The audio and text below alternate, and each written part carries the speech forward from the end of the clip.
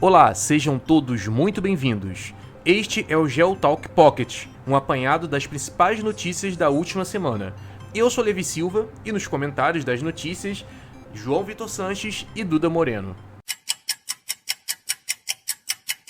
Mais de 38 milhões de eleitores voltam às urnas no domingo, dia 29 de novembro de 2020, para eleger os prefeitos das 57 cidades brasileiras em que a disputa será definida no segundo turno.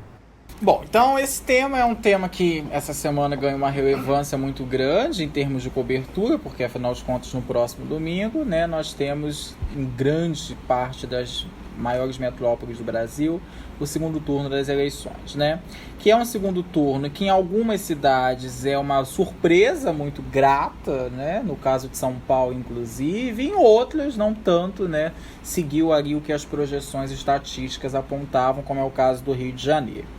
Mas não se atendo a essa análise específica desses casos, mas de uma forma geral, o segundo turno dessas eleições, elas representam em escala menor o que vai se configurar em 2022 nas eleições executivas e, sobretudo, as eleições presidenciais. A gente consegue perceber que claramente existe uma polaridade, uma bipolaridade muito significativa entre esses dois eixos, a direita e a esquerda, No caso específico de São Paulo, isso ganha um contorno muito mais nítido e que será mais ou menos um ensaio do que a gente vai ver em 2022 contra possíveis candidatos ou coligações ou frentes contra o bolsonarismo, Então eu acho que é um bom ensaio que a gente está assistindo no próximo domingo, E a partir dessa perspectiva, eu gostaria de elencar alguns pontos para análise e a Duda sinta-se à vontade a qualquer momento de inserir seus comentários. O primeiro, sem dúvida alguma, é o caso do Rio de Janeiro. Como eu disse no início, não teve nenhuma surpresa, seguiu os padrões estatísticos do Ibope e do Datafolha, de que o segundo turno seria realizado entre o candidato Eduardo Paes e o candidato Marcelo Crivella, ou seja, absolutamente nada de novo, Crivella, atual prefeito, e Eduardo Paes, que foi prefeito dessa cidade durante 2 mandatos. As estatísticas apontam que o Eduardo Paes vai ter uma vitória esmagadora sobre o Crivella, Existe uma possibilidade de 71% de intenções de votos do candidato Eduardo Paes, contra 29% ou 30% do candidato Crivella, que usa, nesse caso, a máquina pública, afinal de contas ele é prefeito, e também a máquina da Universal, como uma forma, até então, de angariar essa possibilidade de votos, A gente percebeu que nas últimas semanas a disputa ela se torna, como é de praxe no segundo turno, muito mais baixa, por conta de ambos candidatos, com acusações mútuas, com, enfim, acusações de propinas, de fraudes, enfim, uma série de coisas. Mas, aparentemente, uma leitura mais aproximada indica que nós não vamos ter muitas modificações. O Eduardo Paes, com toda certeza, vai ser eleito prefeito, E isso está muito ligado também a essa memória afetiva que o Carioca tem da prefeitura do Eduardo Paes, que, enfim, de fato foi uma prefeitura que teve uma participação em termos de obras públicas e de investimento que agradou a população, e ele tem uma imagem que é muito popular, beirando o popularesco, exato, é o famoso prefeito do carnaval. Então isso aproxima ele do eleitorado de base mesmo, de fato, coisa que o Crivella não consegue projetar, nem no carisma de líder e muito menos até então de um candidato acessível à população. São Paulo também eu acho super interessante, eu havia falado no episódio passado sobre as eleições municipais, também nada muito diferente em São Paulo, tanto o Boulos quanto o Covas, eles foram para o segundo turno. Mais uma vez, o Boulos ele é um fenômeno, não tenha dúvida, porque ele saiu de um candidato nacionalmente muito malquisto pelo eleitorado, associado à ideia de invasão de casas, associado à ideia de um radicalismo de esquerda, para um candidato que vai disputar o maior colégio eleitoral do Brasil. Isso se deve muito, nesse caso, a 2 aspectos. O primeiro é essa intensificação da campanha do Boulos nas redes sociais, que conseguiu abranger uma quantidade muito grande de eleitores, E o fato dele ter escolhido como vice, né, a Luísa Erundina, né? Eu sempre costumo dizer que a Luísa Erundina era muito mais do que vice, era um cabo eleitoral, porque ela tem uma penetração muito forte na periferia de São Paulo, tem uma memória positiva também muito grande diante do eleitorado da Zona Oeste, né, das favelas paulistas, e isso faz com que esse eleitorado de base, da qual o Boulos é historicamente distante, possa se aproximar da candidatura dele. Então eu acho que o Boulos é uma grata surpresa. Acredito também que esse crescimento que ele se tenha tido nas urnas esteja também ligado ao fato de que, por conta da pandemia, o eleitorado mais velho ele optou por não participar do processo eleitoral, então dando abertura para que o eleitorado mais jovem e adulto e, consequentemente, mais antenado ou mais ligado a movimentos sociais e de base pudesse participar. Então isso explica essa popularidade interessante do Boulos, que também tem chances reais até então de se eleger prefeito de São Paulo, né? O que não causa nenhum espanto, porque no passado não muito distante a prefeitura de São Paulo foi ocupada por candidatos de esquerda, né? A própria Luísa Erundina na década de 80, a Marta Suplicy na década de 90 e 2000. Então o eleitorado paulista, né, não sempre foi o lar do PSDB, né? Durante um bom tempo nós tivemos aí alguns surtos de esquerda no comando de São Paulo, né? E em outros dois momentos também que eu gostaria de destacar para finalizar essa rápida inserção é sobre Porto Alegre e Recife, onde nós temos duas candidatas de esquerda, a Marília Reis em Recife e a Manuela Dávila em Porto Alegre, que também são duas gratas surpresas, né? Porque afinal de contas ninguém esperava essa capilaridade das duas no eleitorado, né? E elas conseguiram um feito que pode ser um ensaio do que vai acontecer em 2022, que é essa frente ampla da esquerda, né? No caso da Manuela, no caso do Boulos, isso aconteceu também em São Paulo, no caso da Marília Reis em Recife, candidatos de diversos partidos de centro-esquerda e esquerda, né? O Lula com o PT, o Ciro Gomes com o PDT, a Marina Silva com a Rede, se uniram em prol dessas candidaturas, né? Então esse é mais ou menos o ensaio do que pode acontecer em 2022, dessa luta contra o bolsonarismo que vai ser travada, né? A mesma coisa a gente consegue perceber quando uma candidata mulher ela se coloca ao cargo. Nós vemos por parte dos adversários diversos ataques machistas, né, completamente baixos, tentando desestabilizar a imagem delas. Mas mesmo diante desses ataques, é público notório que elas vêm ganhando uma participação muito grande, um fôlego muito grande nessa reta final de campanha, né? Para finalizar, e só a questão da pandemia, né, a gente vai votar no domingo, né, com um aumento substancial dos casos de Covid-19. Então, se o primeiro turno já foi marcado por uma abstenção muito alta, né, só para vocês terem uma ideia, no caso específico do Rio de Janeiro, se a gente juntasse os votos que o candidato Paz e o candidato Crivella, que foram para o segundo turno, obteram, seria menos até então do que a quantidade de pessoas que simplesmente não foram votar. Então, em função do aumento dos casos de Covid-19, de internações, infecções, etc., é provável que o segundo turno tenha um número maior de abstenções do que o primeiro turno, e isso, obviamente, vai beneficiar o candidato que estiver à frente. E a gente precisa destacar também a grande presença da juventude na virada ampla da esquerda, né? O que se tornou muito parecido com o cenário das eleições estadunidenses, quando os jovens negros foram às urnas e a partir disso a gente conseguiu uma virada contra o presidente Donald Trump, né? E essa presença da juventude nas urnas com certeza vai ser muito marcante também nas próximas eleições em 2022. Após anos de negociações espinhosas, a China e outros 14 países assinaram no dia 15 de novembro de 2020 o maior acordo comercial do mundo, que se mostra um dos principais desafios à política comercial do presidente eleito dos Estados Unidos. Um outro assunto relevante também essa semana foi a assinatura do acordo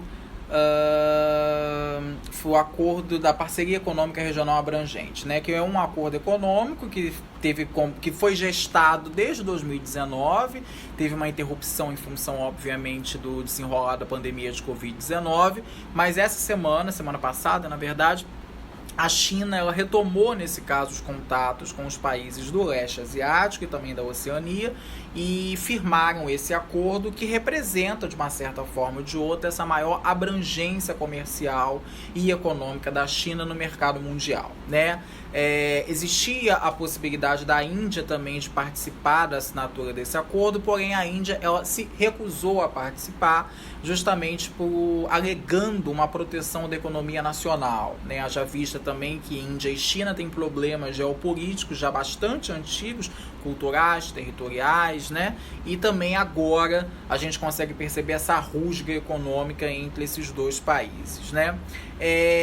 Bom, de forma geral, eu acho que bem simples, esse acordo ele representa, mais do que tudo, uma afirmação do poder da China na geopolítica mundial, né? Eu acho que esse acordo vem coroar, nesse caso, uma série de iniciativas que a China vem tomando, desde que o Xi Jinping assumiu o comando do país, né? A primeira delas foi a questão da Rota da Seda, né? Que vai ser essa grande rota comercial que a China vai inaugurar até o final da década, que vai reunir, nesse caso, países da Ásia, do Oriente Médio, reeditando a antiga Rota da Seda e aumentando essa penetração comercial e econômica da China no mercado mundial, e esse acordo vem coroar essa série de iniciativas, né? No momento em que a China ela se afirma como uma grande potência econômica, né? Existe uma estimativa também muito grande de diversos analistas e economistas que futuramente ela vai se tornar uma grande economia mundial. Eu particularmente tenho algumas ressalvas em relação a isso, porque eu me lembro que na década de 90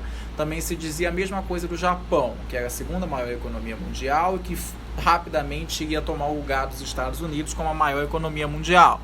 E não aconteceu, muito pelo contrário. O Japão entrou no processo de declínio e hoje é uma economia, digamos assim, que está bem capengando, né? Mas é sem dúvida alguma que a relevância da China ela vem crescendo cada vez mais nos últimos anos, tanto econômica quanto comercialmente. E mais ainda, essa relevância ela cresce à medida que o poder dos Estados Unidos, né, como o Biden mencionou ontem, quando ele formou lá o séquito de ministros, né, do governo dele, de que os Estados Unidos eles não sentam mais na cabeceira da mesa, né? Desde que o Donald Trump assumiu o poder, ele literalmente abdicou desse multilateralismo americano em função de uma política bastante doméstica, em função de uma política bastante tribalista. E isso abriu espaço, nesse caso, para que outros países ocupassem essa posição de domínio político global dos Estados Unidos, e a China vem cumprindo esse papel de uma forma muito clara. Então, essa parceria econômica regional abrangente, de uma certa forma ou de outra, ela vai coroar esse espírito da China como uma grande potência defensora do multilateralismo econômico, ocupando o lugar que até então era dos Estados Unidos, haja visto que os Estados Unidos não participam desse acordo econômico, o que é algo inédito na história, né? Porque a grande maioria dos acordos econômicos e dos blocos econômicos firmados desde a década de 90 tem uma participação direta ou indireta dos Estados Unidos, né? Porque, afinal de contas, o tabuleiro econômico mundial é determinado pelos estadunidenses. E pela primeira vez isso não acontece. Então é algo interessante, né? E marca, sem dúvida alguma, uma nova era na geopolítica mundial. A situação política do Peru ganhou o noticiário internacional este mês após trocar 3 vezes de presidente em uma mesma semana. Ao todo, foram 4 nos últimos 4 anos. No intervalo de menos de 2 semanas, 2 presidentes do país eles foram destituídos do cargo, né? Primeiro o Martim Vizcarra e depois o vice do Martim Vizcarra, que assumiu o comando do país, né? O Martim Vizcarra ele foi eleito em 2018 com um discurso contra a corrupção, né? Inclusive ele foi um dos primeiros presidentes do Peru que de fato iniciou esse combate à corrupção de forma bem latente no país, né? E ele foi alvo de perseguição da oposição, né? E uma acusação contra o Martin Vizcarra foi justamente sobre de que ele havia pago propina a um político, né? Na verdade, ele havia pago propina a um segurança para que ele pudesse incriminar um político dentro de um esquema de corrupção. E isso fez com que ele fosse afastado do cargo, não através de um processo de impeachment, mas através de uma moção moral, né, segundo ficou declarado, né? Isso causou uma série de questionamentos a respeito de quão democrático era uma atitude como essa e de quão viável seria para a saúde da democracia do Peru permitir que um presidente fosse afastado do cargo dessa maneira. O vice-presidente assume e no espaço de menos de uma semana também renuncia ao poder, dado as inúmeras manifestações que começam a surgir nesse interim, manifestações obviamente que vão ser repreendidas com o máximo de violência por parte do Estado policial, com casos de pessoas feridas e até mesmo mortas, levando o Peru, que vivia relativamente uma estabilidade política depois do impeachment e consequente prisão do Alberto Fujimori, que foi presidente do Peru até, nesse caso, 2015, a entrar novamente num processo até então de crise política e de agitação social, o que é de praxe em toda a América Latina, se a gente for pegar o histórico até então latino-americano, de luta pela democracia associada a essas manifestações populares que tem um peso muito relevante politicamente.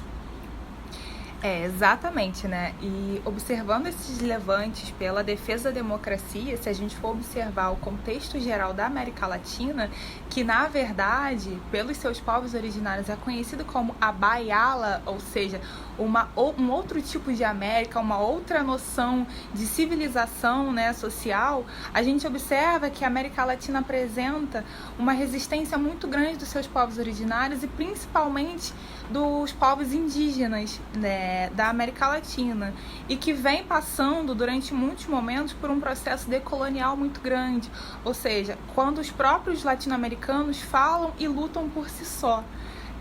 A Silva Rivera, que é uma estudiosa sobre a América Latina, nos apresenta um conceito de bem viver, que trata sobre outros tipos de forma de vida, sem ser a vida capitalista que é imposta por meio dos modelos eurocêntricos, capitalistas, um modelo de vida que não é pautado totalmente sobre o capital, né? E a gente observa que a América Latina de hoje, ela está muito mais próxima do continente africano, ou seja, essa junção de América Latina com África, que são povos que foram, num contexto geral, mundial, né, mais subalternizado em continente, a nível territorial, do que próxima ao contexto eurocêntrico, né? E a própria autora negra brasileira, Lélia Gonzalez, ela fala muito sobre isso, né? Sobre essa junção da América Latina com a África, ou seja,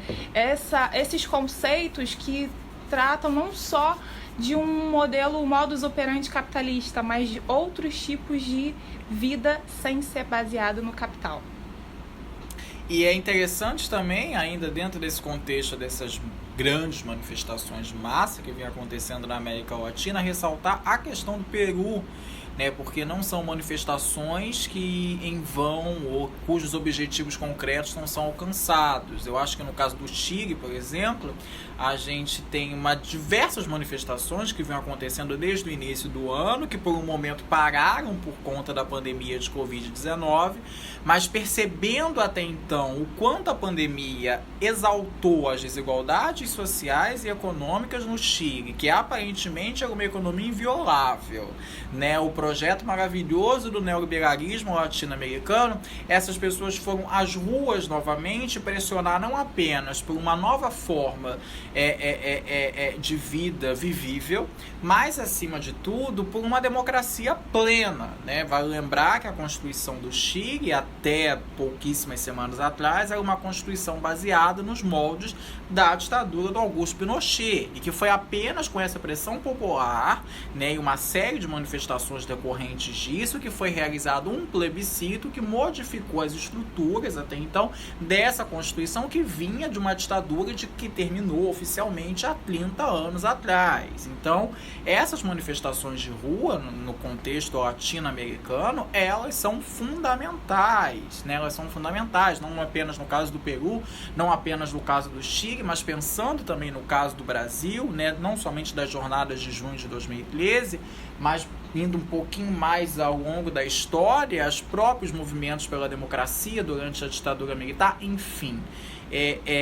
Eu acho que a América Latina, ela fala nas ruas, né, cada vez mais. Ela tem as ruas como palco até então de reivindicação de suas memórias, de suas identidades e, acima de tudo, de seus objetivos, que seria uma democracia plena e que seria justamente a busca de melhores condições de vida, né? Ainda desse contexto da América Latina, eu acho também ressaltar as consequências de uma América Latina pós-pandemia de Covid-19, né? Sem dúvida alguma, de todos os continentes ou regiões do planeta, não tenha dúvida que a América Latina vai sofrer mais com as consequências da pandemia, seja na questão da recessão econômica, seja na questão do desemprego, seja no aumento da pobreza.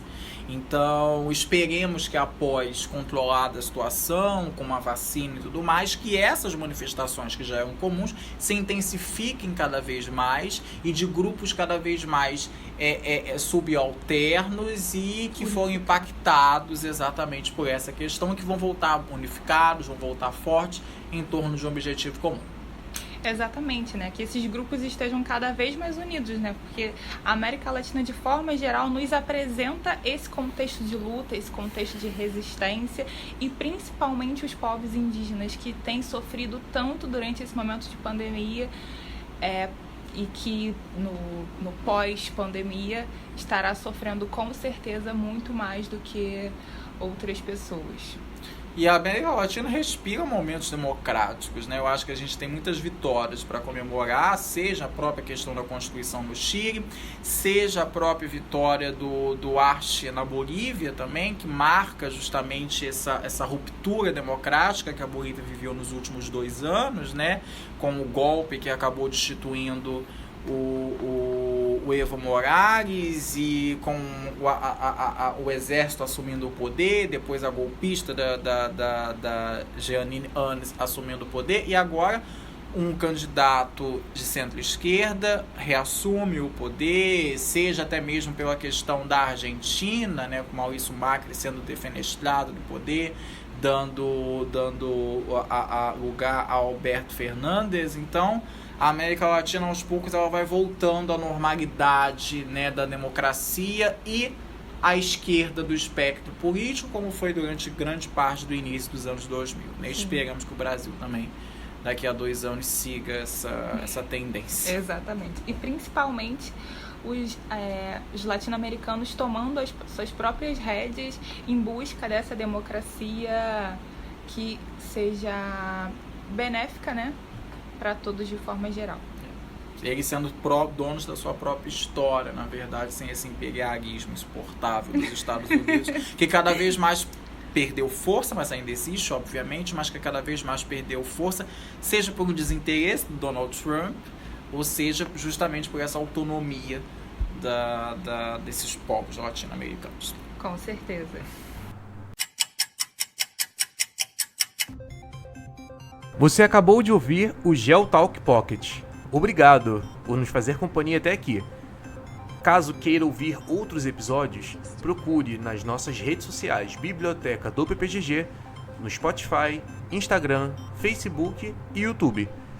Caso queira entrar em contato conosco para sugestão de temas, tirar dúvidas, também use estas mesmas redes sociais. Até a próxima!